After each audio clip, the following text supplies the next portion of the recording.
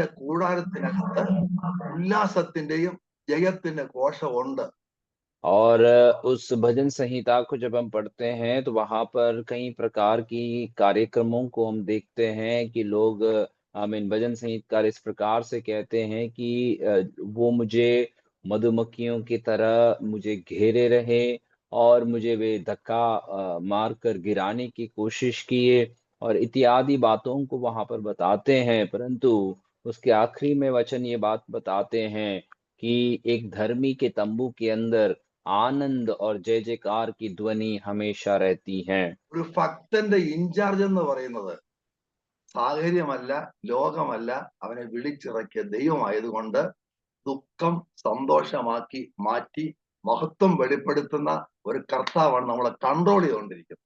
एक भक्त का जीवन का निरीक्षण करने वाला या उसको देखने वाला ये दुनिया नहीं है या उसकी परिस्थिति नहीं है, परंतु उसे बुलाकर अलग किया हुआ वो परमेश्वर है। इसीलिए हमारे हर एक दुख को, हर एक निराशाओं को वो आनंद की परिस्थिति में वो बदल देता है।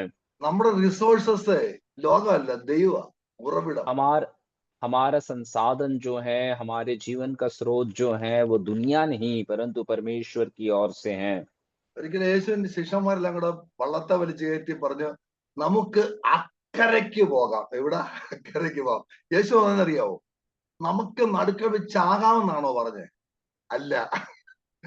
നടുക്കടൽ വന്നപ്പോൾ ഇത് മറന്നു, നിയന്ത്രിക്കുന്ന കയറ്റിവിട്ട ഒരാളുണ്ട്. പുള്ളി പറഞ്ഞു നമുക്ക് അക്കരയ്ക്ക് പോകാം. നമ്മൾ പറഞ്ഞ പോലെ നമ്മുടെ യാത്രയല്ല, യാത്രയുടെ അന്ത്യത്തിൽ പ്രത്യാശമുണ്ട്. അന്ത്യത്തിൽ യേശുവിനെ കാണാം. 7 മരണങ്ങളോ നരകങ്ങളോ എന്തൊക്കെ കടന്നു പോയാലും, കൂരിപ്പാത കടന്നു പോയാലും ഒരു പ്രത്യാശയുണ്ട്. സമയം രഥത്തിന് യാത്ര ചെയ്തുകൊണ്ടിരിക്കുക, അന്ത്യത്തിൽ യേശുവിനെ കാണാം. और यीशु मसीह ने एक बार अपने चेलों से इस प्रकार से कहा कि आओ हम उस झील के उस पार को चले। तो ये चेलों ने उस नाव पर यात्रा करने के समय में हम जानते हैं कि ना हमें उस झील के बीचों बीच आंधी तूफान की समस्याएं आई। तो यीशु मसीह ने उन्हें ये नहीं कहा था कि आओ हम झील के बीचों बीच जाकर हम नष्ट हो जाए, परंतु जो नियंत्रण करने वाला है, जिसने बुलाया है, उसने हमसे ये वायदा किया था कि हम आप वो हमें उस झील के उस पार पहुंचाए। उस प्रकार से हमारे जीवन भी इसी प्रकार है, जो हमसे वायदा करता है वो हमारे जीवन का नियंत्रण है में है और वो हमें उस पार पहुंचाने में मदद करेगा। അടിനിലകളൊക്കെ വരും, പക്ഷെ ഒരു കാര്യം ഉറപ്പാ, നമ്മുടെ ലക്ഷ്യം അക്കരെ. और जीवन में तकलीफें आएंगे और मुश्किलें आएंगे, मार और सताव आएगा, लेकिन एक बात निश्चय है कि हमारा लक्ष्य जो है वो अनंतता रहेगा। പൗലോസിനെ കൊല്ലം കൊണ്ടുപോകുമ്പോ ഉണ്ടല്ലോ, അരച്ചരുണ്ട്, പടയാളികളുണ്ട്, പക്ഷെ എന്തോ ഗമന പുള്ളി നടക്കുന്നറിയോ പൗലോസ്? पौलुस को जब मारने के लिए ले जाया गया तो उसको मारने वाला व्यक्ति उसके साथ है, साथ में सिपाही भी हैं। परंतु पौलुस जिस रीति से वो चल कर जाता है, उसके अंदर का जो जो आमीन जो भावनाएं जो हैं वो एकदम अलग एक परिस्थिति में था। ഈ പടയാളികൾക്കില്ലാത്ത, ഈ മറ്റുള്ളവർക്കില്ലാത്ത, ഈ കൂടെ നടക്കുന്നവർക്കില്ലാത്ത ഒരു പ്രത്യാശ അകത്ത് കിടന്ന് കത്തിക്കൊണ്ടിരിക്കുക. और जो चेलों के अंदर या जो सिपाहियों के अंदर या उसके साथ चलने वालों के अंदर जो आशा नहीं थी, वही आशा पौलुस के जीवन में एक आग के समान जलने की अवस्था में वो आगे बढ़ रहे थे। പുള്ളി പോകുന്ന വഴിക്ക് എന്താ പറയുന്നറിയാവോ? തന്നെത്താൻ ഇങ്ങനെ പറയാ, ഈ പിച്ചും പയ്യും പറയാ, ഞാൻ വരിക, അങ്ങ് അവിടെ വരിക, നമുക്ക് കാണാം. ദമോസ്കോസിന്റെ പടിവാതിൽ വെച്ച് മുഖാമുഖമായി കർത്താവെ നമുക്ക് മുഖം കാണാം, ഞാൻ ഇവിടെ വിട്ടു, എന്റെ പണി തീർന്നു, ഞാൻ വരിക. ഈ പ്രത്യാശയുള്ളവർക്കായി ഞാൻ കർത്താവിന് സ്തോത്രം ചെയ്യുക. मैं ऐसी कल्पना करता हूँ कि ऐसे वे चलकर जाने के समय में अपने आप से बात करने के समान वो स्वर्ग की ओर देखकर इस प्रकार से कहा होगा कि मैं आ रहा हूँ परमेश्वर। जिस परमेश्वर को उसने दमिश्क की उस द्वार में उसने मुलाकात किया था, मुठभेड़ किया था, उस परमेश्वर से वो कहता है, प्रभु मेरा यहाँ संसार की कार्यों को खत्म करते हुए मैं स्वर्ग की ओर चले आ रहा हूँ। വചനം പറയുന്നത്, നിങ്ങൾ ഈ ലോകത്തിൽ മാത്രം പ്രത്യാശ വെച്ചാൽ എന്റെ ഭാഷ പറഞ്ഞാൽ തല്ലിക്കൊല്ലണം എന്നാ പറയാം.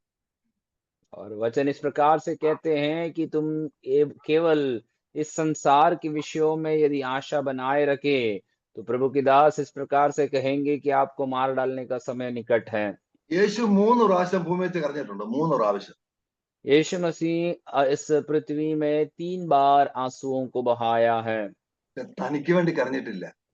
लेकिन कभी भी अपने आप के लिए वो नहीं रोया। തനിക്ക് വേണ്ടി. എനിക്ക് 33 വയസ്സേ ഉള്ളൂ. അതുവരെ കർത്താവ് കണ്ട് എപ്പോഴും ആ ബന്ധത്തിലായിരുന്നു. എന്റെ അപ്പനും ഞാനും ഒന്നാ. കണ്ടോ, ഞാൻ ഇവിടുത്തുകാരനല്ല, എന്റെ ലോകം ഇതല്ല. അതുകൊണ്ട് പണി തീർത്തു, കർത്താവ് പോയി. और यीशु मसीह इस प्रकार से हमें बताता है कि वो केवल 33.5 साल के लिए या 33 साल के लिए उसने अपने जीवन को जिया, और उतना ही समय उस स्वर्ग के पिता के साथ उसका हमेशा एक संबंध बनाया रहता था। और जब उसका समय खत्म हुआ तो वो कहता है कि मेरा कार्य खत्म हो रहा हूँ, मैं आपके पास चले आ रहा हूँ।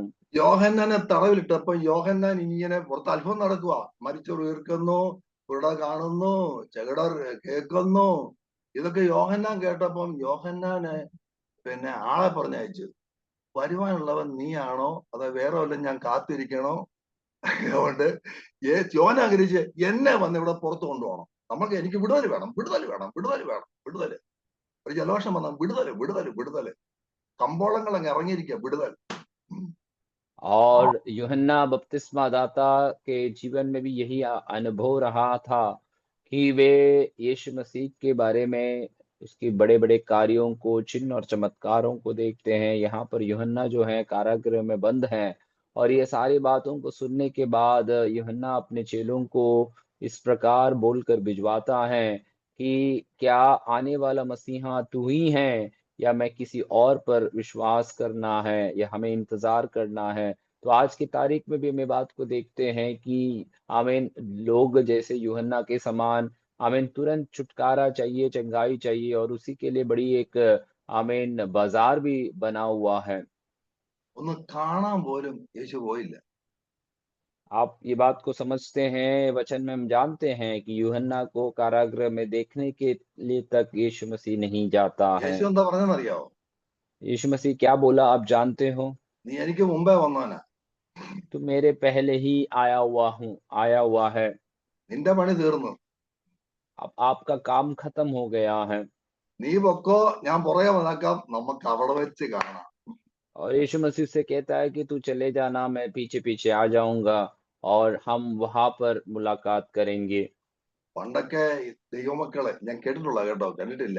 ആ കാര്യം ഇനി കാണാൻ പറ്റും തോന്നുന്നില്ല. ദൈവമക്കള് പണ്ടൊക്കെ കഴിയുമ്പോ വഴിക്ക് വെച്ച് അങ്ങനെ കെട്ടിപ്പിടിച്ച് മാറാനാഥ. ഇപ്പം കെട്ടിപ്പിടുത്തമില്ല. ഹായ്, ഇതാ പരിപാടി. और पहले के ज़माने में मैं सुना हूँ, देखा नहीं हूँ कि परमेश्वर के लोग जब आपस में मिला करते थे, तो गले लगकर मारानाथा इस प्रकार से कहते थे। वो पहले के ज़माने की बात है, अभी तो वो देख पाएँगे नहीं, ये भी हमें कोई उम्मीद नहीं है, लेकिन आज की तारीख में लोग दूर से ही हाय कर कर चले जाते हैं, കയ്യൊന്ന് മുഖി കാണിക്കും ചിലപ്പോ.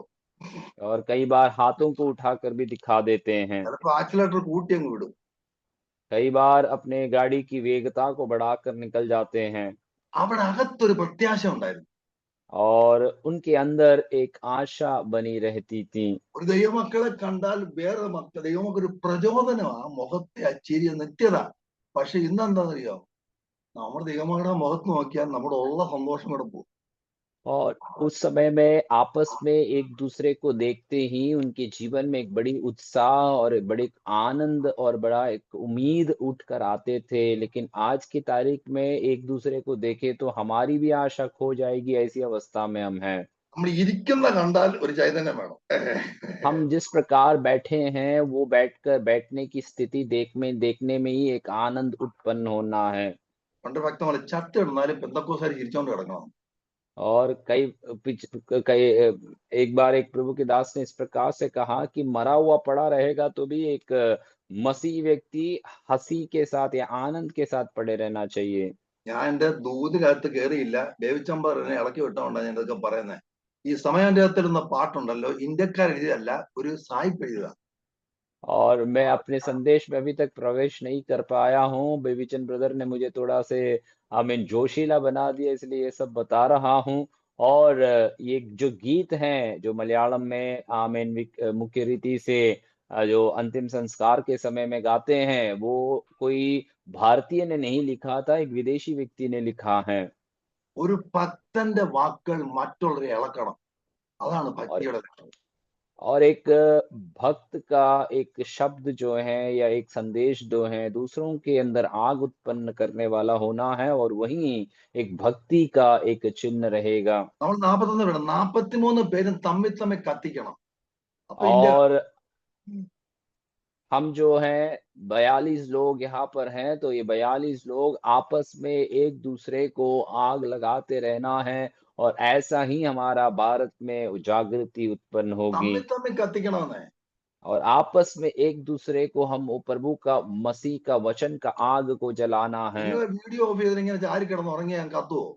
और आप यदि ऐसे वीडियो बंद करते हुए एक साइड में टेक कर यदि सो जाए, तो क्या आप जला पाएंगे? നമ്മൾ അധിക സമയമില്ല, കത്തിക്കേണ്ട സമയമാ. और यह अभी हमारा सोने का समय नहीं है, परंतु एक दूसरे को आग लगाने का समय है। പറവൂർ സെൻട്രൽ ജയിലിൽ കിടന്ന, അതായത് മരണശിക്ഷയ്ക്ക് വിധിക്കപ്പെട്ട, വധശിക്ഷയ്ക്ക് വിട്ട ഒരുത്തനാണ് ഈ പാട്ടിന് മുഖാന്തരം. और परवूर सेंट्रल जेल नाम का एक कारागृह में पड़ा हुआ और मृत्यु के उस दंड को भोगने वाला एक व्यक्ति ने ये गीत को लिखा था। അപ്പൊ ഈ നാഗൽ സാഹിബ് ജയിൽ സന്ദർശനം നടത്തി അവിടെ സുവിശേഷം അറിയിച്ചു. और एक विदेशी एक व्यक्ति था जिसके नाम नागल साहिब थे, और उसने एक बार इस कारागृह में एक चक्कर लगाकर लोगों को सुसमाचार का कार्य को सुनाया। സുവിശേഷം പറഞ്ഞു കഴിഞ്ഞപ്പോ ഈ പുള്ളി രക്ഷിക്കപ്പെട്ടു. അകത്തൊരു പ്രത്യാശ വന്നു. ഇങ്ങനെ കത്തി നിൽക്കുക, ജയിലിളക്കി നിൽക്കുക. और सुसमाचार सुनने के बाद ये व्यक्ति के अंदर एक बड़ी आशा उत्पन्न हुई, और बड़े जोश के साथ, बड़े आग के साथ वो परमेश्वर के लिए कार्य किया, और वो जेल में एक बड़ा सा एक बेदारी को लेकर आया। പുള്ളിയെ കൊല്ലേണ്ട ദിവസം വന്നു.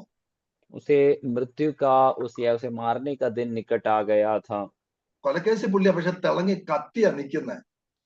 एक किसी का मर्डर का केस में उसको पकड़ा गया था, लेकिन जिस दिन उसकी दंड की समय थी, उस समय वो बहुत आनंद के साथ वहां पर खड़ा हुआ है। സ്വർഗം മുഴുവൻ ഇവന്റെ അകത്ത് കിടന്ന് കത്തുക. और वो उनके अंदर एक बड़ी आत्मिक आग या आत्मिक एक चैतन्य उसके अंदर जला हुआ था। വധശിക്ഷ ദിവസം 1 വിധിച്ച ജഡ്ജി അവിടെ കാണണം, और പോലീസുകാര് കാണണം, ആരാച്ചാര് കാണണം, ഇത്രയും പേര് അവിടെ കാണണം. जिस समय इसका वध किया जाना है, उस समय जो जज ने उसके ऊपर फैसला सुनाया था, वो वहां पर उपस्थित होना जरूरी है, पुलिस वहां पर उपस्थित होना जरूरी है, और इसे इस वध करने की शिक्षा देने वाले वो व्यक्ति जो हैं, वो भी वहां पर उपस्थित रहना जरूरी है। ഇന്ത്യൻ ശിക്ഷാനിയമം അനുസരിച്ച് ആ കൊലക്കേസിന്റെ വിധി പ്രസ്താവിച്ച ആ ജഡ്ജിയുടെ മുമ്പിൽ ഇദ്ദേഹത്തോട് ചോദ്യം ചോദിക്കും, നിനക്ക് അവസാനമായി എന്തെങ്കിലും ആഗ്രഹമുണ്ടോ? और भारतीय न्याय के हिसाब से जिस व्यक्ति ने एक व्यक्ति के ऊपर मृत्यु दंड की आज्ञा सुनाई है, या जो शिक्षा सुनाई है, वो व्यक्ति आखिरी इस व्यक्ति का ख्वाहिश को पूछते हैं कि आप कुछ मरने से पहले कुछ चाहते हैं क्या? പുള്ളി പറഞ്ഞു, എനിക്ക് നാഗൽ സാഹിബിനെ ഒന്ന് കാണണം. उन्होंने इस प्रकार से कहा कि मुझे ये नागल साहिब नाम का जो ये मिशनरी है या सुसमाचारक है, इससे मुझे मिलना है। പോലീസ് വണ്ടി വിട്ടു, നാഗൽ സാഹിബിനെ കൊണ്ടുവന്നു. पुलिस ने अपने गाड़ी बेचकर इस जो व्यक्ति हैं, इस सुसमाचारक हैं, उसे वहां पर बुलवाया।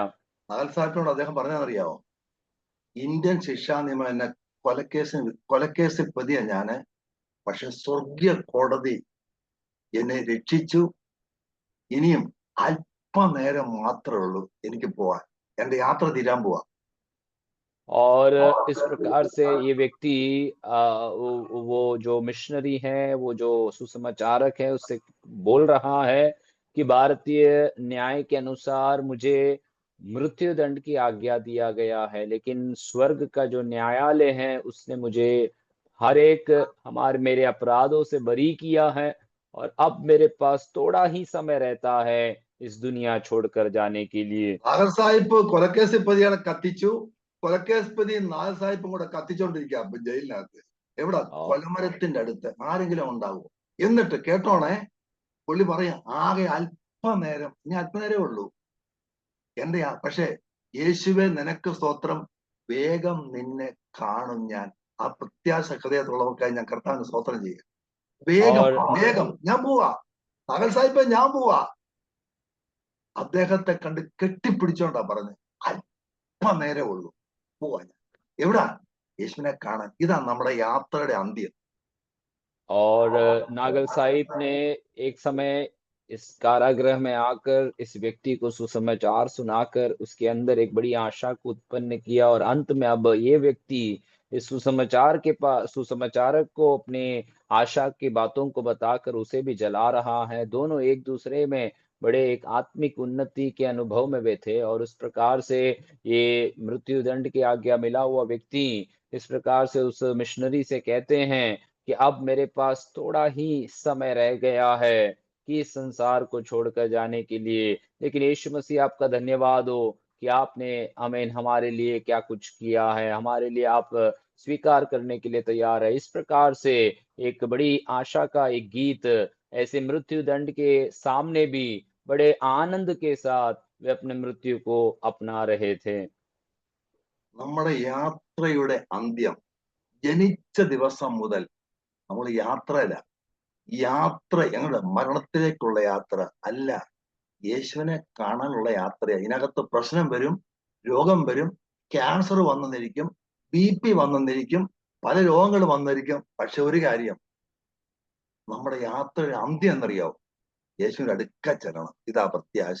ഈ प्रियो നമുക്കൊക്കെ ഒരു മിനിറ്റ്, നമുക്കൊക്കെ ഈ ചാകം കിടക്കുമ്പോഴേ അറിയാം ഒരുവന്റെ പ്രത്യാശ എന്താ. ഒരിക്കൽ കേരളത്തിൽ ഒരാള് അന്ത്യശ്വാസം വലിക്കാൻ കിടന്നപ്പം മക്കൾക്ക് വീതം എഴുതി, വിൽപ്പത്രം എഴുതത്തില്ല, എന്ത് ചെയ്തേക്ക് കൊടുക്കത്തില്ല. അവസാനം പുള്ളിയുടെ കണ്ണെല്ലാം പറഞ്ഞു കൊടുക്കാൻ തുടങ്ങി, എഴുതാൻ കൈവയ്യ. ഉടനെ പുള്ളി എഴുതിയെന്നറിയോ, എന്റെ സകല സ്വത്തുക്കളുടെ അവകാശം 10 തലമുറ കഴിഞ്ഞാലും എന്റെ പേരിൽ തന്നെ ആയിരിക്കും. എഴുതിയതാ പുള്ളി. एक बार हमें बात को समझना एक बात हमें बात को समझना जरूरी है कि हमारे जीवन के अंतिम समय में हमें हमारी आशा को हमेशा बनाए रखना है।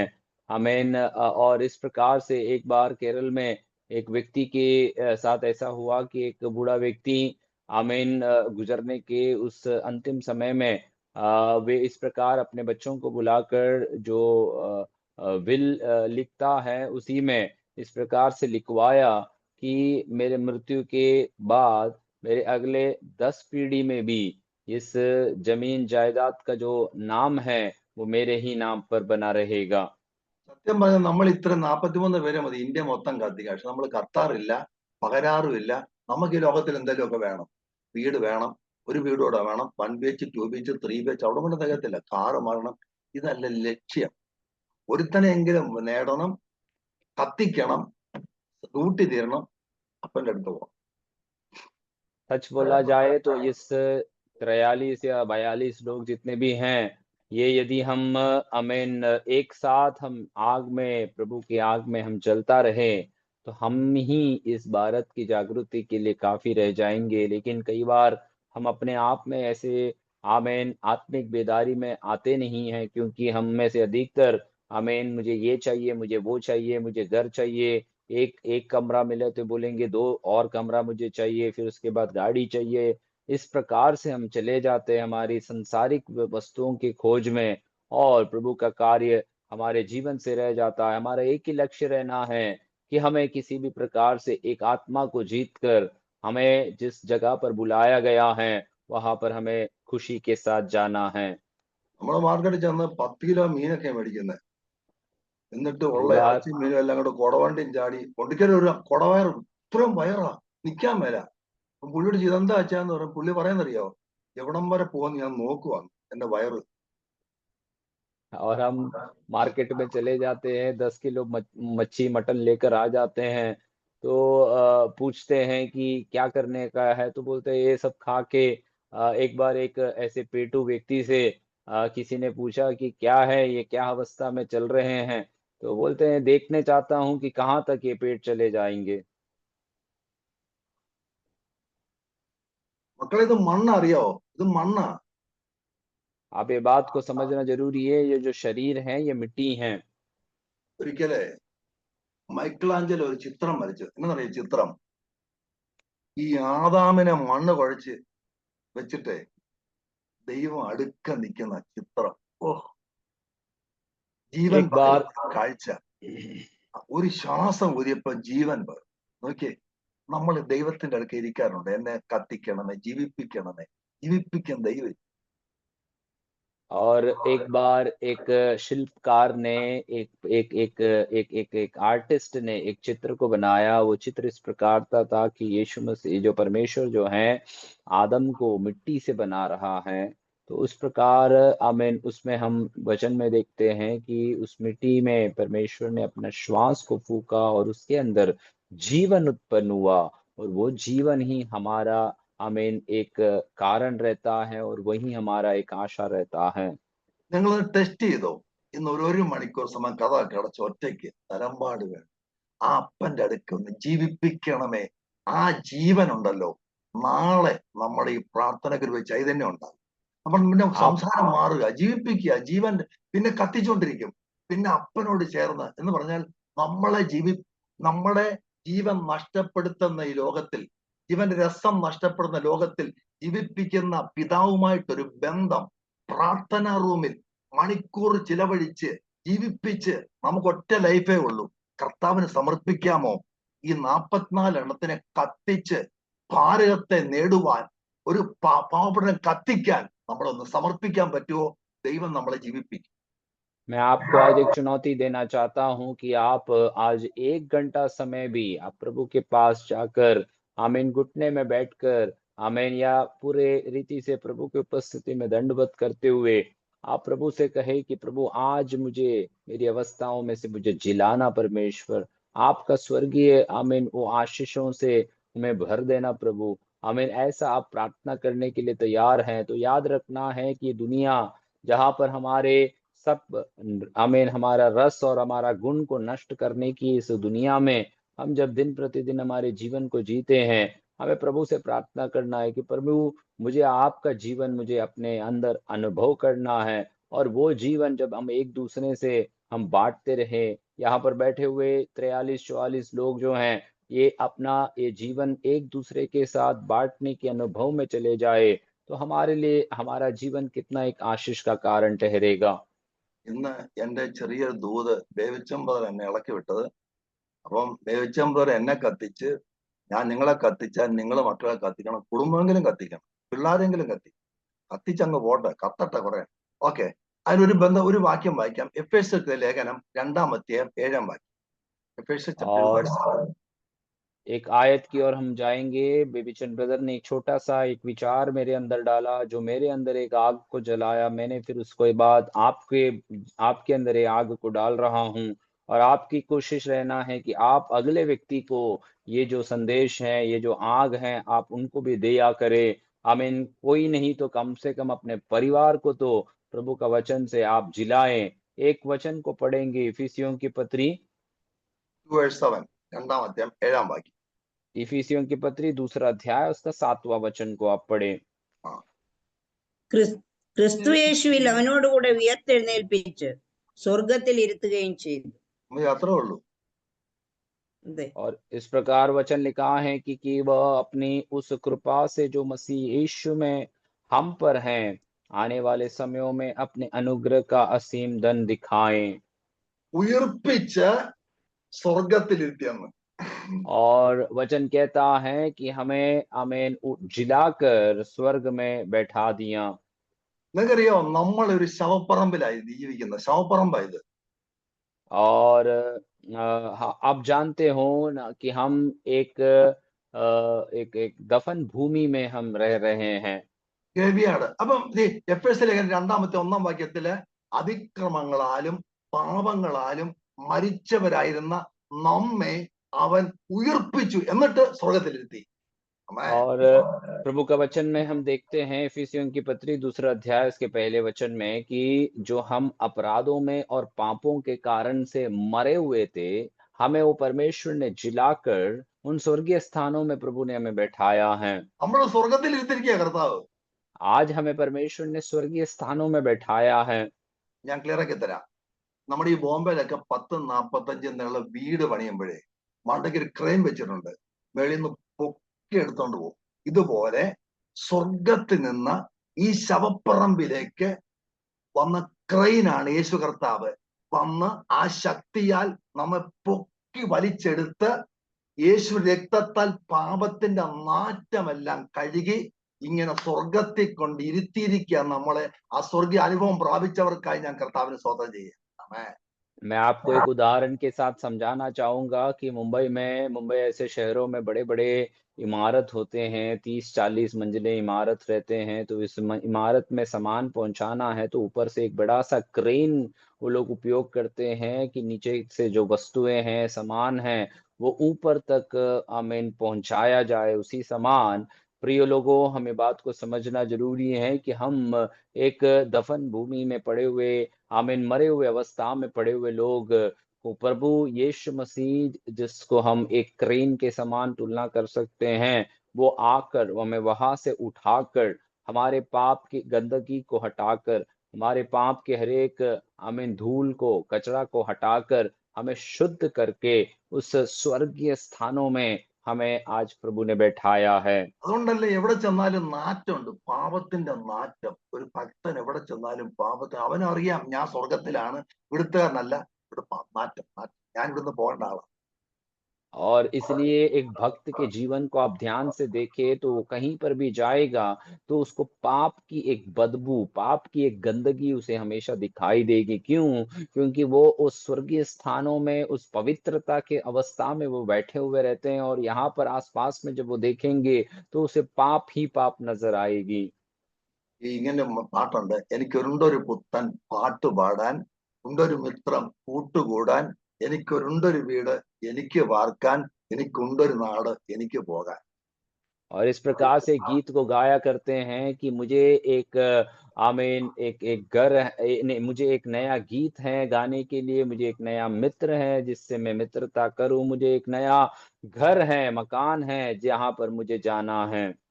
ഈ നിലയും വിലയും മനസ്സിലാക്കി വേണം ഇവിടെ ജീവിക്കാൻ. और ये स्तर और ये मूल्य को समझकर हमें इस संसार में जीना है। ഈ അലക്സാണ്ടറിന്റെ അപ്പം ഫിലിപ്പ് ഉണ്ടല്ലോ, അലക്സാണ്ടർ കൊച്ചിലെ ഈ അപ്പന്റെ കണ്ണ് വെച്ചിട്ട് ചന്തപ്പിള്ളയോടെ കളിക്കാൻ പോവായിരുന്നു. और इस अलेक्जेंडर नाम का जो व्यक्ति था, वो जो महान पुरुष था, उसका बेटा जो फिलिप है, वे आमीन अपने बचपन में साधारण बच्चों के साथ हमेशा खेलने के लिए जाया करता था। അപ്പം ഈ പുള്ളിക്കാരനെ തല്ലി ശരിയാക്കാൻ പറ്റത്തില്ല. അതിന് അപ്പൻ ഫിലിപ്പ് ഒരു മാർഗം പ്രയോഗിച്ചു. ഒരു ദിവസം അവനെ അടുക്ക വിളിച്ചു. और उसे मार कर तो सीधा नहीं कर सकता है, इसलिए उसके पिता जो फिलिप है, उन्होंने एक दिन ऐसा एक कार्य को किया। അവനോട് പറഞ്ഞു, നീ ഇനിയും പുറത്തു പോകുമ്പോ ഇങ്ങനെ അറിഞ്ഞു നടക്കുമ്പോഴേ രണ്ട് കാര്യം നിന്നോട് ചോദിക്കണം. और उससे इस प्रकार से कहा कि तू जब अब से बाहर जाएगा और यहाँ यहाँ वहां भटकता हुआ चलेगा तो अपने आप से 2 सवाल को पूछना है। ഒന്ന്, നീ ആരാ? पहली बात कि तू कौन है। രണ്ട്, നീ ആരാകേണ്ടവന്? दूसरा, तुझे क्या बनने के लिए बुलाया गया है। ഒന്ന്, യേശുവിന്റെ ചങ്കില ചോരയാൽ വീണ്ടെടുത്ത് അപ്പനോട് കണക്ട് ചെയ്ത് സ്വർഗത്തിലെ അപ്പന്റെ ദൈവത്തിന്റെ മോനാണ് ഞാൻ. ആരാകേണ്ടവനെന്നറിയാവൂ? കാഹളം ധ്വനിച്ചാൽ വേറൊരു ശരീരവുമായി ഇവിടുന്ന് പോകേണ്ടവരാ. ഈ രണ്ട് കാര്യങ്ങൾ ദൈവമക്കൾ മറക്കരുത്. एक बात हमें बात को हमेशा समझना जरूरी है कि पहली बात जो है, हम यीशु के लहू के द्वारा धोए गए, शुद्ध किए गए और पवित्र किए गए लोग हैं। दूसरी बात है कि हमें आमीन उस स्वर्ग में जब तुरही की ध्वनि सुनी जाएगी तो वहां पर इस संसारिक आमीन इस शरीर को छोड़कर एक आमीन आत्मिक शरीर को अपनाकर हमें उस स्वर्ग में जाने के लिए बुलाए गए लोग हैं। और ये 2 बातों को हमें कभी अपने जीवन से भूलना नहीं है। മലയാളത്തിൽ ഇങ്ങനെ പാട്ടുണ്ട്, ഞാനൊരിക്കൽ എത്തുമെന്റെ നാട്ടിൽ, ഞാനൊരിക്കൽ എത്തുമൊട്ടും കണ്ണീരില്ല വീട്ടിൽ, എന്റെ കർത്താവിന്റെ വീട്ടിൽ. ഇത് കണ്ടിട്ട് ഇവിടുന്ന് പോകാൻ താല്പര്യം തോന്നാറ്. और मलयालम में इस प्रकार से गीत को हम गाते हैं कि एक समय मैं अपने गांव या अपने देश में चले जाऊंगा और मैं उस जगह पर जाऊंगा जहां पर कोई रोना या आंसू नहीं रहता है, और वो मेरा परमेश्वर का या मेरा प्रभु का घर है। ഇനി സ്വർഗത്തിൽ എന്തൊക്കെ ഉണ്ട്? സ്വർഗത്തിൽ നമുക്ക് എന്തുണ്ട്? स्वर्ग में हमारे लिए क्या कुछ है, हम ये देखेंगे। 4 കൂട്ടം കാര്യങ്ങൾ പറഞ്ഞ ആഗ്രഹിക്കുന്നു. സമയം ഓൾറെഡി പോയി. ഒരു കാര്യമെങ്കിലും പറയാം. 4 बातों को बताने की इच्छा है, लेकिन समय अभी हमारे समाप्त हो रहे हैं। कम से ലൂക്കോസിന്റെ कम സുവിശേഷം 10-20 വാക്യം ഒന്ന് വായിച്ചേ. लूका रचित 20 പെട്ടെന്ന്. सुसमाचार 10 अध्याय उसके 20 वचन को हम पढ़ेंगे। जल्दी से कोई पढ़कर मदद करना। ആ സ്വർഗത്തിൽ എന്താ കേൾക്കുമ്പോൾ നമുക്ക് സന്തോഷമാണ്. സ്വർഗത്തിൽ എന്തുണ്ട്? പെട്ടെന്ന് വായിച്ചോ. 10-20 ലൂക്കോസ്. 10:20. ആ ലൂക്കോസ് 10:20. ആ എങ്കിലും ഭൂതങ്ങൾ നിങ്ങൾക്ക് കീഴടങ്ങുന്നതിലല്ല, നിങ്ങളുടെ പേർ സ്വർഗത്തിൽ എഴുതിയിരിക്കുന്നതിൽ അത്രേ സന്തോഷിപ്പീൻ. കണ്ടോ? ഭൂതങ്ങൾ നിങ്ങൾ കീഴടങ്ങുന്നതിലല്ല, നിങ്ങളുടെ പേര് സ്വർഗത്തിൽ എഴുതിൽ സന്തോഷിപ്പാൻ. സ്തോത്രം. वचन इस प्रकार कहता है कि तो भी इससे आनंदित मत हो कि आत्मा तुम्हारे वश में है, परंतु इसमें आनंदित हो कि तुम्हारे नाम स्वर्ग पर लिखा है। ഭൂതങ്ങളെ കീഴടക്കുന്ന പല പുള്ളികളും കള്ളപ്രവാചകന്മാരൊക്കെ അന്ത്യകാലത്ത് നൂജനായിട്ട് ഇറങ്ങിയിട്ടുണ്ട്. അപ്പൊ സ്വർഗത്തിൽ പേരുണ്ട്. ഇതൊന്നും വലിയ കാര്യമൊന്നുമില്ല. സ്വർഗത്തിൽ പേരുണ്ടോ? കണക്ഷൻ ഉണ്ടോ? സ്തോത്രം. और भूत प्रेतों के ऊपर आमीन, उनको उनको अपने वश में करने वाले ऐसे बहुत प्रकार के आमीन झूठे भविष्यवक्ताएं लोग आज एक नए पीढ़ी के समान यहाँ पर निकले हुए हैं, परंतु उन सारी बातों से बड़े कोई कार्य नहीं है। इतना ही हमें समझना है कि क्या स्वर्ग में हमारा नाम लिखा हुआ है। ചില പേര് പോലീസ് സ്റ്റേഷനിലുണ്ട്, കള്ളിഷാപ്പിലുണ്ട്, വേറെ പലയിടത്തും ഉണ്ട്, ചർച്ചിന്റെ രജിസ്റ്ററിനകത്തൊക്കെ ഉണ്ട്. പലയിടത്തും നമ്മുടെ പേരുണ്ട്. ഇല്ലെങ്കിൽ നമ്മൾ എഴുതിപ്പിക്കും. कई लोगों का नाम जो है पुलिस स्टेशन में है, या दारू का दुकान में रहेंगे, या कलीसिया में रहेंगे, और या कलीसिया में नहीं रहेंगे तो हम लिखवाएंगे उनसे। പത്രത്തിലൊക്കെ നമ്മുടെ പേര് വന്ന എന്ത് സന്തോഷമാണെന്നറിയാം. अगर हमारा नाम यदि कोई अखबार में आ जाता है तो हम कितने खुश हो जाते हैं। നാളെ ഒരിക്കലും ഗ്രൂപ്പ് ഫോട്ടോ എടുത്തപ്പോ ഇദ്ദേഹത്തിന്റെ ഫോട്ടോ ഈ പുറയിൽ നിന്നുകൊണ്ട് ചെറുതായിട്ട് കണ്ടല്ലോ, വലിച്ചു കീറി തോട്ടി കളഞ്ഞു. എന്റെ പേരില്ലാത്ത ഇവിടെ വേണ്ടെന്ന്. നമുക്കെല്ലാം നമ്മുടെ പേര് ഇവിടെ വേണം. പക്ഷെ കർത്ത പറഞ്ഞു സ്വർഗത്തിൽ പേര് എഴുതിയിരിക്കുന്ന സന്തോഷം. അവിടെ എഴുതുന്ന നമ്മളല്ല, അപ്പന എഴുതുന്നത്. एक बार एक जगह पर लोगों ने एक ग्रुप फोटो को खींचा और एक व्यक्ति वहां पर नाराजगी के साथ उस फोटो को फाड़ कर फेंक दिए। कारण ये था कि वो उस कोने में छिपा हुआ था, उसका चित्र बराबर दिख नहीं रहा था, इसके कारण वो नाराजगी दिखाए। हम और आपको ये बात को हमेशा याद रखना है कि स्वर्ग में हमारा नाम लिखा है या नहीं है, इसके बारे में हमें निश्चिंत रहना है, या आमीन उसके बारे में हमें सोचना है। दुनिया में हमारा नाम रहे या ना रहे, उसी में हमें कोई फर्क नहीं पड़ना चाहिए। ഞാൻ ഒരിക്കലും ആഗ്രഹിച്ച കർത്താവോട് കരഞ്ഞ് പ്രാർത്ഥി ജീവന്റെ പുസ്തകം മേടിച്ച് കുറച്ചുപേരുടെ പേരങ്ങ് എഴുതാൻ. നടക്കത്തില്ല, അത് അപ്പനെ തരത്തില്ല. और एक बार मैंने इस प्रकार से इच्छा किया कि वो परमेश्वर से रोकर प्रार्थना करते हुए वो जीवन का पुस्तक उसे प्रभु के हाथ से ले ले और उसमें कई लोगों का नाम लिख दे, तो ये कभी भी संभव नहीं होने वाला है, कभी वो देने वाला नहीं है। തമ്പുരാൻ കൈവച്ചിരിക്കുക. IPC-കാരുടെയോ അല്ലെങ്കിൽ IAG-ക്കാരുടെ IPC-കാരുടെ പേര് കൊടുത്താൽ IPC-കാരുടെ പേര് എഴുതും, AG-കാരുടെ പേര് എഴുതും. തോമസൻ പാസ്റ്ററിന്റെ കൈ കൊടുത്താൽ ജിജി തോംസൺ എഴുതും. എന്റെ കൈ തന്നാൽ ഞാൻ സജന്റെ പേര് എഴുതും, എന്റെ കുടുംബത്തിന്റെ പേര് എഴുതും, IPC അണ്ണാറിന്റെ ബെസ്റ്റ് സോണിന്റെ പേര് ആദ്യം എഴുതും. അതുകൊണ്ട് തമ്പുരാന്റെ കൈ വെച്ചേക്കുക. ഇവിടുന്ന് മാനസാന്തരപ്പെട്ടവന്റെ, വീണ്ടെടുക്കപ്പെട്ടവന്റെ അകത്ത് യേശുകാരന്റെ പേര് മാത്രമേ അവിടെ തൊള്ളൂ. അനുതാപത്തോടെ യഥാർത്ഥമായി രക്ഷിക്കപ്പെട്ട വീണ്ടും ജനിച്ചവന്റെ പേര് അവിടെ. അതുകൊണ്ട് ഭൂതങ്ങളെ കീഴടക്കുകയോ പ്രവചിക്കുകയോ കാനഡയ്ക്ക് വിടുവോ അമേരിക്ക, അതൊക്കെ ഇവിടെ ഒതുങ്ങുന്നതാ, മണ്ണിൽ ഒതുങ്ങുന്നതാ. പെട്ടിക്കപ്പുറമാണ് ഒരു പ്രത്യാശ ഉണ്ട്. നമ്മുടെ മറ്റേ പെട്ടിക്കപ്പുറമാ. വാഗ്ദത്തങ്ങൾ ഇവിടെ അല്ല, പെട്ടിക്കപ്പുറമാ. അതുകൊണ്ട് ദൈവമക്കളൊരു കാര്യം പറയാം, നമ്മുടെ ജീവപുസ്തകത്തിൽ പേരുണ്ടെങ്കിൽ സന്തോഷമാ. ഇവിടുന്ന് മൂക്കി പഞ്ഞു കയറുമ്പോ അക്കരയ്ക്ക് പോകണം. और हमेशा ये बात को समझना है कि परमेश्वर ने उस जीवन के पुस्तक का अधिकार किसी के हाथ में नहीं दिया है, वो परमेश्वर के हाथों में ही है। नहीं तो आप समझ लीजिए, यदि आईपीसी के लोगों के हाथ में वो मिले तो वो केवल उन्हीं के नाम लिखेंगे, या कोई और संस्था के लोगों के नाम हाथ उस पुस्तक चले जाए तो वो अपने ही लोगों का नाम पहले लिखने की कोशिश करेंगे। लेकिन यहाँ पर प्रभु का वचन हमें साफ साफ सिखाता है, समझाता है कि किसी संस्था के लिए प्रभु नहीं आया है। अपने आमीन उद्धार पाए हुए, अपने लहू से धोए हुए, आमीन पापों का क्षमा पाए हुए, उद्धार पाए हुए लोगों के लिए प्रभु यीशु मसीह आया है, और उन्हीं का नाम स्वर्ग में लिखा जाएगा। और उसी के लिए, उसी अनुसार हमारे जीवन को हम जीते रहे। इस संसार में हमने कुछ बड़े कार्यों को किए, आमीन भूतों को बाहर निकाले, हमने भविष्यवाणी किए, लोगों को कहीं और भेजे। इसका अर्थ ये नहीं कि हमें वहां पर हमारा नाम लिखे रहेंगे, परंतु सही रीति से हम अपने जीवन को जिए तो हमारा स्वर्ग में नाम रहेगा और हम നമുക്കെല്ലാം वहां पर ബർത്ത് पहुंच സർട്ടിഫിക്കറ്റ് അല്ലേ? पाएंगे। ബർത്ത് സർട്ടിഫിക്കറ്റ് ഉണ്ട്. हम सबके पास जन्म दाखला रहती हैं। പഞ്ചായത്തിലെ മുനിസിപ്പാലിറ്റി ചെന്ന് ബർത്ത് സർട്ടിഫിക്കറ്റ് മേടിച്ചോ? हम या तो पंचायत में या म्युनिसिपालिटी में जाकर हमारे जन्म दाखला को लेना बहुत जरूरी रहता है। ചത്തു കഴിഞ്ഞാൽ ഡെത്ത് സർട്ടിഫിക്കറ്റും ഉണ്ട്.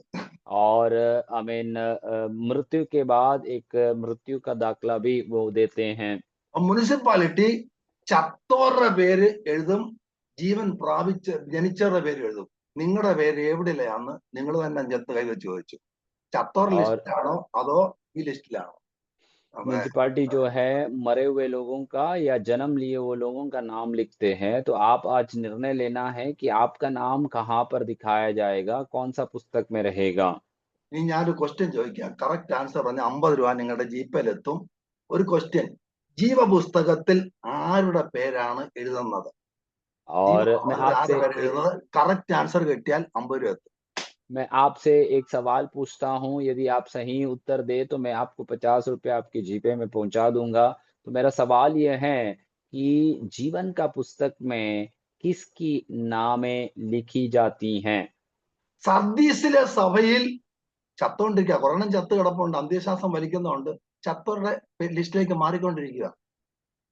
और सरदिस की कलीसिया के बारे में हम जब पढ़ते हैं तो वहां पर बताया जाता है कि वहां पर लोग एक एक करके आमीन एक मृत्यु की अवस्था में जा रहे हैं और अंतिम श्वासों को वो ले रहे हैं। तो ऐसे लोगों का नाम कहाँ पर लिखा जाएगा। പുറമെ ഒരു രോഗമില്ല, പൾസ് ഇല്ലെന്നേ ഉള്ളൂ. बाहरी रूप से कोई भी प्रकार की बीमारी या कोई भी तकलीफ दिखाई नहीं दे रहा है, लेकिन अंदर श्वास नहीं है। ജീവൻ പ്രാപിച്ചാൽ അവൻ ദൈവരാജ്യത്തിലെ പ്രജയാ. നമ്മുടെ കരജീവിയാണ് പൂച്ച, വെള്ളത്തിലിട്ട ചാവും. ജലജീവിയാണ് മീന്, കരയിലിട്ട എന്നറിയാവോ? അവൻ കരയിൽ അവിടെ ജനിച്ചവൻ. അങ്ങനെയെങ്കിൽ പാപപ്പിറവിയിൽ നമ്മളിങ്ങനെ വായിക്കുന്നത്, അകൃത്യത്തിൽ ഞാൻ ഉരുവായി പാപപ്പിറവി. നമ്മൾ പാപത്തിൽ ജനിച്ച, പക്ഷേ പാപത്തിൽ ജനിച്ച നമ്മളെ പാപപ്പിറവിയിൽ ക്രൈനായി വന്ന യേശു കർത്താവ് നമ്മളെ രക്ഷിച്ച് വീണ്ടെടുത്തു. നമ്മുടെ അകത്ത് ഉയർപ്പിന്റെ ശക്തി ഉയർപ്പിച്ച ശക്തിയാൽ ലോകത്തിൽ നടക്കുന്നതാണ് ക്രിസ്തീയ ജീവിതത്തിന്റെ പ്രത്യാശ എന്ന് പറയുന്നത്. और ये बात को हमें हमेशा समझना है कि पाप में जो जीवन जी रहे हैं हम लोगों के अंदर, उस पुनरुत्थान का सामर्थ्य को देखकर हमें एक नया जीवन की अवस्था में देने वाला वही उस सामर्थ्य को यीशु मसीह का सामर्थ्य के रूप में हम जानते हैं। യേശുവിനെ പരസ്യമായിട്ട് മലയുടെ മുകളിലെ ക്രൂശ, മറയില്ലാതെ ക്രൂശിച്ച്. यीशु मसीह को सबके सामने खुलेआम उस पर्वत के ऊपर उसे क्रूस पर चढ़ाया गया था, बिना कोई ढकने के अनुभव से। വിശ്വസിച്ചോ വിശ്വസിച്ചില്ലെങ്കിൽ തീപ്പൊയ്ക്ക, സോപ്പിട് വിലയൊന്നുമില്ല. और वहां पर എന്താ അറിയാം? ജീവപുസ്തകത്തിൽ പേരെഴുതിയിട്ടില്ലാത്ത ഏവനെ എന്ന് പറയും, ഏതവനെ, ഏവനെയും തീപ്പൊയ്കയിൽ തള്ളിയിടും. സാമൂഹ്യ സാംസ്കാരിക പ്രധാനമന്ത്രിയാണോ, മന്ത്രിയാണോ, ഉപദേഷ്ടാണോ, സാറാണോ, ഇതൊന്നും വിഷയമല്ല. ജീവിതത്തിൽ പേരില്ലയോ, തീപ്പൊയ്ക. और वचन इस प्रकार से बताते हैं कि जिन्होंने भी विश्वास नहीं किया है, उस सबको उस जलती हुई आग में डाल दिया जाएगा। तो वो खुलेआम ये कार्य किया जाएंगे। तो ये बात में किसी के भी ऊपर कोई बख्शा नहीं जाता कि चाहे वो बड़ा व्यक्ति हो, चाहे वो बड़ा मंत्री हो, चाहे बड़ा शिक्षक हो, चाहे बड़ा सामाजिक सेवक हो, किसी के ऊपर कोई रहम नहीं है। जिनके भी नाम जीवन की पुस्तक में नहीं पाए जाते, वो जलती हुई आग में अंत में डाला जाएगा। യേശുപ്പ കർത്താവ് ഒരു സുവിശേഷത്തിലേക്ക് വിളിച്ചപ്പോഴേ വെറുതെ പറയാ ഞാൻ എന്റെ അപ്പനെ കുഴിച്ചിട്ടിട്ട് വരാം. एक बार यीशु मसीह एक व्यक्ति को प्रभु की सेवकाई के लिए जब बुलाया, तो उस प्रकार से वो व्यक्ति यीशु मसीह से जवाब देता है कि मैं अपने पिता को गाड़ कर मैं आ जाऊंगा। യേശു എന്നറിയാവോ, മരിച്ചവർ തങ്ങളുടെ മരിച്ചവരെ കുഴിച്ചിട്ട് ശവപ്പറമ്പ മരിച്ചു കിടക്കുക. यीशु मसीह ने तब उसको इस प्रकार से उत्तर दिया कि मरे हुए अपने मरे हुए लोगों को गाड़ने दो, क्योंकि ये जो है एक दफन भूमि है और ये मरा हुआ पड़ा हुआ है। ഞാൻ തെളിതരാം. മുടിയം പുത്രൻ പോയി അകന്നകന്ന് പോയി പോയി പോയി പോയി ചത്ത്. എന്നിട്ട് അവൻ മടങ്ങി വന്ന് അനുതാപത്തോടെ മടങ്ങി വന്ന് നമ്മൾ എന്നെ ചിന്തിപ്പിച്ച വിഷയം, അവൻ ആനന്ദിച്ച് തുടങ്ങി ജീവൻ പ്രാപിച്ചു. എന്നിട്ട് അപ്പം പറയാ ഈ എന്റെ മകൻ മരിച്ചവനായിരുന്നു. കണ്ടോ നടന്നാ വരുന്നത്, മരിച്ചവനായിരുന്നു എന്നേക്കും ജീവിച്ചിരിക്കുന്നു. കണ്ടോ? यहाँ पर हम उड़ाऊ पुत्र के बारे में हम देखते हैं कि वो परमेश्वर जो अपने पिता के घर से छोड़कर वो दूर दूर जाते हैं और एक मृत्यु की अवस्था में, आत्मिक मृत्यु की अवस्था में वो चले जाते हैं। और उसके बाद वचन हमें बताता है कि वो जब अपने आप में आए और जब वो लौट कर आया, तो अपने पिता उसके बारे में इस प्रकार से कहता है कि मेरा बेटा जो था वो मरा हुआ था, अब लौट कर आ रहा है। देखो कैसे शब्द उपयोग कर रहा है, बेटा तो चल कर लौट कर आया था, लेकिन पिता कहता है कि वह मरा हुआ था। तो एक आत्मिक दशा हमारे जीवन के बारे में वो बता रहा है। സ്വന്തം അപ്പനാ പറഞ്ഞത്, खुद का पिता ने ये बात को बताया है, വേറെ ആരുമല്ല പറഞ്ഞത്. कोई और नहीं कहा। ഈ എന്റെ മകൻ മരിച്ചവനായിരുന്നു. मेरा बेटा जो था वो मरा हुआ था। ഒരു കാര്യം കൂടെ പറഞ്ഞിട്ട്, സ്വർഗത്തോട് കാര്യം കൂടെ പറഞ്ഞിട്ട് നമുക്ക് പ്രാർത്ഥിക്കാം. ഒരു ഫിലിപ്പ് ലേഖനം 3:20 വാക്യം. एक और പേര് बात നമ്മുടെ സ്വർഗത്തിലുണ്ട്. രണ്ടാമത് നമുക്ക് എന്താ ഉള്ളത്? एक और बात मैं कहकर मैं समाप्त करूंगा। फिलिपियों की पत्री तीसरा 3 अध्याय उसका 20. 20 वचन। ഫിലിപ്പിയറാണ് ആ ഫിലിപ്പിയർ 3:20. 20. നമ്മുടെ പൗരത്വമോ നമ്മുടെ പൗരത്വമോ മതി സ്വർഗത്തിലാകുന്നു. മതി, അത്രേ ഉള്ളൂ. നമ്മുടെ പൗരത്വം എവിടാ?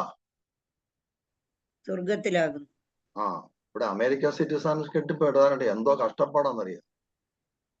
यहाँ पर वचन इस प्रकार से लिखा है कि हमारा स्वदेश स्वर्ग पर है। तो प्रभु के कई लोग ऐसे अमेरिका के नागरिकता पाने के लिए कितना कुछ कोशिश करते हैं। എന്റെ പഴയൊരു വിശ്വാസി മോടെ നിർബന്ധത്തിന് വീട് വിറ്റിട്ട് കാനഡ വിട്ടു. 9 വർഷമായിട്ട് വന്നിട്ടില്ല. PR കിട്ടാൻ കിടക്കുക. PR എന്ന് പറഞ്ഞ ഭാഷ, ഞാൻ സുഖമില്ലാത്ത ആളാ, മോളെ ജീവനൊന്ന് കണ്ടാ മതിയായിരുന്നു. PR കിട്ടാൻ കിടക്കുക അവിടെ കാനഡയില്. मेरे कलीसिया के एक विश्वासी इस प्रकार से अपना सारा घर बेचकर अपनी बेटी को कनाडा बेचता है और अब 9 साल हो गए वे लौट कर नहीं आए हैं। क्या है पूछे तो वहां पे उस नागरिकता को पाने के लिए वे पड़े हुए हैं। तो आज वो माता जी इस प्रकार से कहते हैं कि मेरे मृत्यु के पहले कम से कम एक बार वो बेटी को मिल सकता तो भी अच्छा होता, लेकिन अब वो वहां के नागरिकता के लिए वहां पर बना हुआ है। നമ്മുടെ പേര് സ്വർഗത്തിലെ ജീവന്റെ പുസ്തകത്തിൽ, നമ്മുടെ പൗരത്വം, നാമോ സ്വർഗീയ പൗരന്മാരായിരിക്കും. കണ്ടോ? हमारा नाम जो है स्वर्ग का जीवन का पुस्तक में है और आज हम स्वर्ग के स्वदेशी बन रहे हैं। ആണ്. ഈ പൗരത്വം കിട്ടാൻ 2 വഴിയുണ്ട്. और नागरिकता पाने के लिए 2 मार्ग हैं। ഒന്നുകിൽ അവിടെ ജനിക്കണം, एक तो हमें वहां पर जन्म लेना है ആ രാജ്യ നിയമ സംഹിതകൾ അനുസരിച്ച് അവിടുത്തെ പൗരന്മാരാകണം. और दूसरा है कि वहां के नियम का पालन करते हुए हम वहां का एक नागरिक बन सकते हैं। നമ്മൾ പറയല്ലോ സ്വർഗീയ ശില്പിയെ നേരിൽ, ആ സ്വർഗീയ ശില്പി, സ്വർഗത്തിലെ ദൈവം അതിനുള്ള വഴി ഒരുക്കി വെച്ചിരിക്കുക. നമ്മൾ അനുദപിച്ച് ഉയിർപ്പിന്റെ യേശു കർത്താവ് നമ്മുടെ അകത്ത് വരണം. അകത്ത് വന്ന കാലും ചലിക്കും, കൈയും ചലിക്കും, നമ്മൾ മൊത്തം ചലിക്കും. ഇരുട്ട് പുറത്ത വെളിച്ചമകത്ത്. तो ये बात को हम गीत के द्वारा गाते हैं कि उस स्वर्ग का शिल्पकार को मैं अपनी आंखों से देखूंगा, तो उस परमेश्वर हमारे जीवन में ये चाहता है कि हमारे अंदर की अंधकार दूर होकर प्रभु का वो ज्योति हमारे अंदर आ जाए, तो हमारा जीवन पूर्ण रीति से बदल जाएगा। നമ്മുടെ പ്രിൻസിപ്പാൾ നിക്കോദിമസ് സാറ് മൂടി പൊതിച്ച് രാത്രി യേശുവിന് എടുക്ക ചെന്ന്, പകൽ പോകാൻ പേടിയാ, എടുക്ക ചെന്നിട്ട് പഠിപ്പിക്കുന്ന ആളാ, കർത്താവ് നിത്യജീവൻ പ്രാപിപ്പാൻ എന്ത് ചെയ്യണം? അവൻ പറയുന്നത് വീണ്ടും ജനിക്കണം.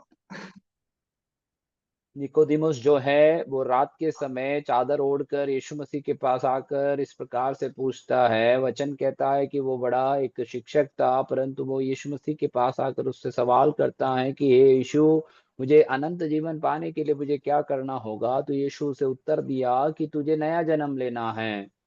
പൗലോസ് പ്രാർത്ഥിക്കുക, ക്രിസ്തു വിശ്വാസത്താൽ നിങ്ങളുടെ അകത്ത് വാഴണം.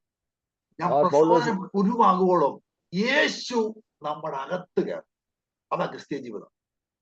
पौलुस इस प्रकार से बात को बताता है कि मसीह का विश्वास हमारे अंदर कार्य करना है, वो हमारे अंदर उत्पन्न होना है, और इसी प्रकार हमारे भी जीवन की अवस्थाएं होनी चाहिए।